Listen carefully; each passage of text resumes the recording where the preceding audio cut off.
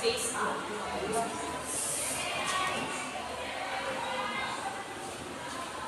Since Space Act or Bawal Bastos Act was signed into the law last April 17, 2019, implementing rules and regulations, IRR was approved on October 28, 2019.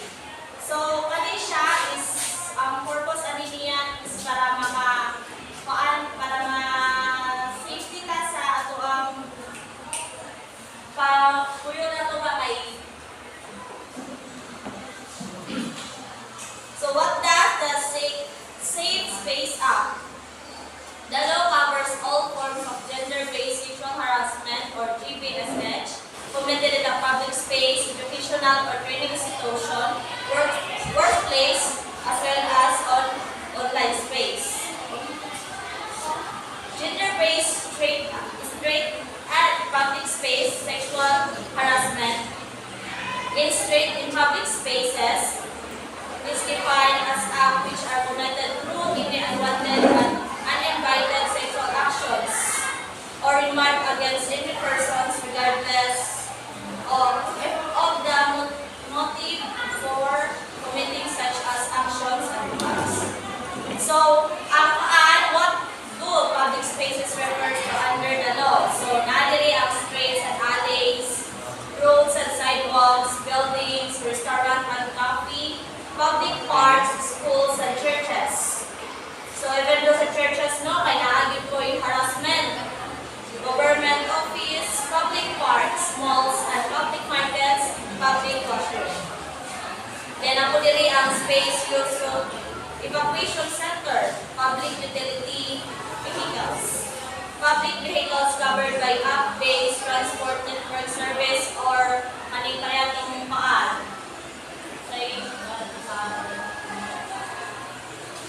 Isa pa itong Grab na sakit ka ng Grab, ikaw nga, para magkuhan ka sa online,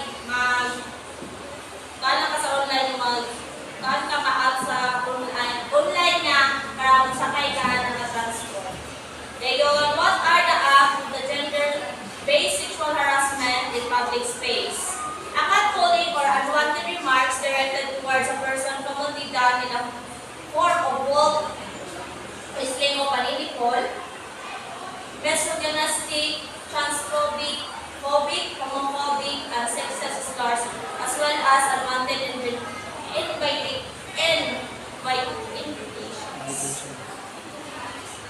Ang catcalling is, ang example lang niya is kanang hi chicks, kanang pag-wrestle niya, yung pagkahumag siya, wow lips. Isa na siya sa gender-based sexual harassment in public space. Then, sexist remarks, kanang pwede ka makasuhanan mo, tawag ang mukha na kaniya, bitaw, mutawag kaniya, mutawag kaniya, I love you, or mukha na niya nga, ayok lakaw, dirirakan, anak, makasuhat ka, anak, makasuhat ka, o, RE 1331 nag-cover na siya di anak.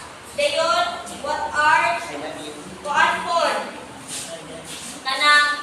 the acts of gender-based sexual harassment in public space? Kani isa po din sa ang homophobic remarks. Homophobic remarks are indicative of fear, hatred, or aversion towards person who are perceived to be or actually identified as lesbian, gay, bisexual, queer, pansexual, and such other person of diverse sexual orientation, gender identity, or expression, or towards any person perceived or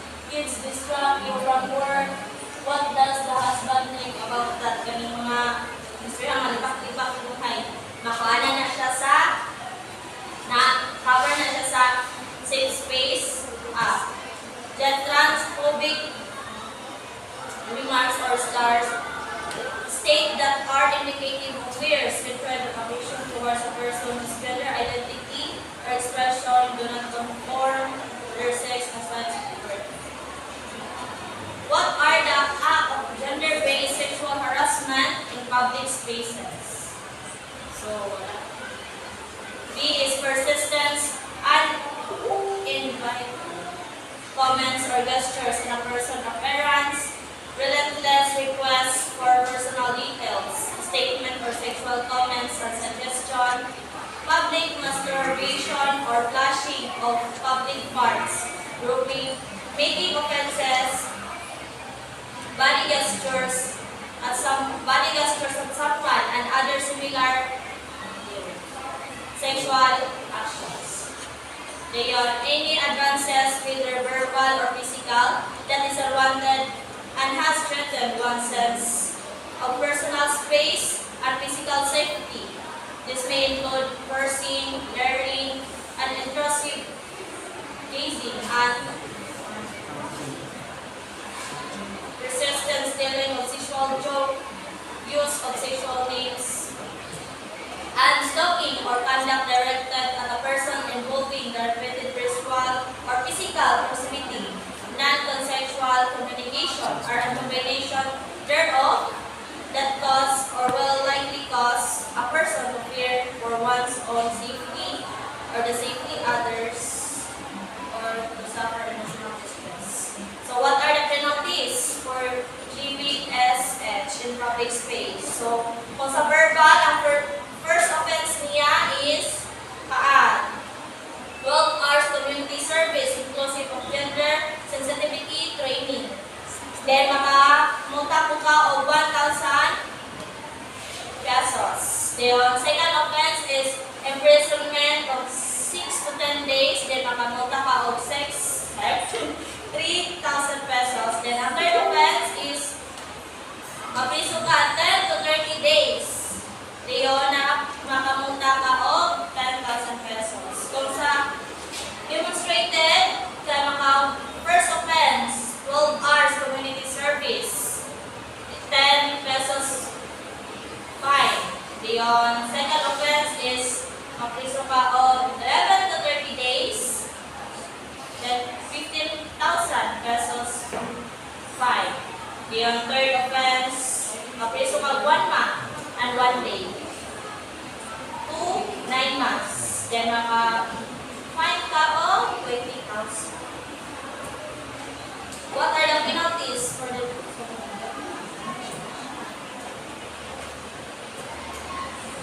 gender-based online sexual harassment? Gender-based online sexual harassment includes acts that use information and communication technology in terrorizing and intimidating victims through threats or sa physical, psychological, and emotional, unwanted sexual, misogynistic, transphobic, homophobic, and sexist remarks, and comments online, whether publicity or through direct and private message, invention on the victim's privacy through cyber stalking, and incessant messaging, uploading and sharing without the consent of the victims in the forms media contains photos, voice, or video with sexual content. The way, gender-based online sexual harassment includes an act used for information and communication technology in terrorizing the intimidating victims through any unauthorized recording and sharing of any the victims' photos, videos, and information online. So, ang example niya ani is kanang kung sa imuha lang, example, gasan ka o kanang picture imo sa imuha. And ay gasan sa imuha picture, dapat sa imuha lang, i-private man, i-bigay man natin sa imuha lang, dili nimo siya dapat i-post kung wala consent sa iya ha, kay makasuhan ka,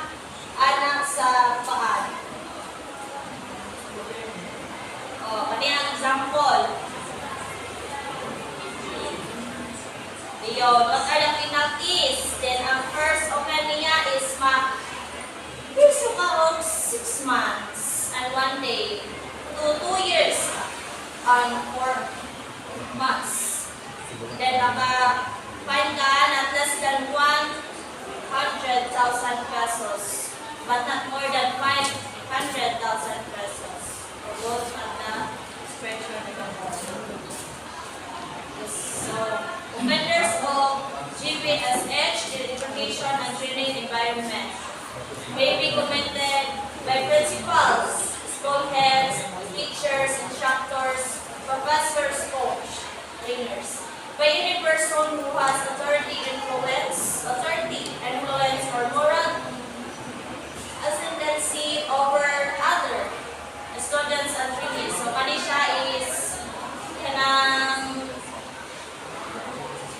pwede po ka kaning sa inyong mga sa future school, sa future teacher, you should know na ang mga estudyante is ginabuli or ginakuan o ginabuli kay kanila, warningin na sa sila na sila offense, na sila mabuhat ng mga anak, you should warning lang sa them para kabalo sila nga kung sa'y lakangay buhaton sunod.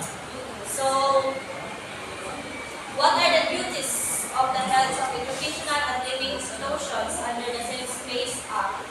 The same requirements and corresponding penalties upon employers are also applicable to heads of educational and living institutions. So, these heads are also required to disseminate the law, develop their own code of conduct, and establish and or update the composition of the code. Note that these heads have to harmonize the code for the employers.